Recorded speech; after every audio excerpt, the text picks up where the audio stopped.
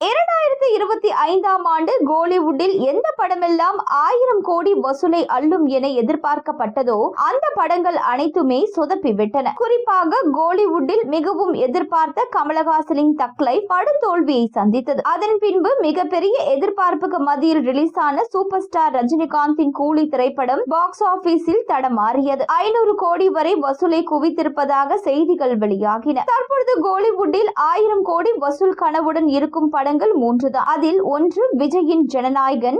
வினோத் இயக்கியுள்ள இப்படம் அடுத்த ஆண்டு பொங்கல் பண்டிகைக்கு ரிலீஸ் ஆக உள்ளது. இப்படம் விஜயின் கடைசி படம் என்பதால் இதன் மீது நாளுக்கு நாள் எதிர்பார்ப்பு அதிகரித்து வருகிறது. இப்படம் 1000 கோடி வசூலை அள்ளும் எனவும் எதிர்பார்க்கப்படுகிறது. 1000 கோடி வசூல் கனவில் இருக்கும் மற்றொரு திரைப்படம் ரஜினிகாந்தின் ஜெயிலர் 2. நெல்சன் திலீப் குமார் இயக்கியுள்ள இப்படத்தை சன் பிக்சர்ஸ் தயாரிக்கிறது. ஜெயிலர் முதல் பாகமே 650 கோடிக்கு மேல் வசூல் செய்ததால் அதன் இரண்டாம் பாகம் பாக்ஸ் ஆபீஸில் 1000 கோடி வசூலிக்கும் என எதிர்பார்க்கப்படுகிறது. சூப்பர் ஸ்டார் ரஜினிகாந்தும் உலக நாயகன் கமலஹாசனும் இணைந்து ஒரு படத்தில் நடிக்க உள்ளனர். இப்படத்தை ராஜ்கமல் நிறுவனம் மற்றும் ரெட் ஜெயிண்ட் மூவிஸ் ஆகியவை இணைந்து தயாரிக்கின்றன. இப்படத்தை யார் இயக்க போகிறார் என்பது உறுதியாகவில்லை. 46 ஆண்டுகளுக்கு பின்னர் ரஜினியும் கமலும் இணைவதால் இப்படம் மீதான எதிர்பார்ப்பு வானுயர உள்ளது. அதனால் இப்படமும் 1000 கோடி வசூல் கனவுடன் தயாராகிறது.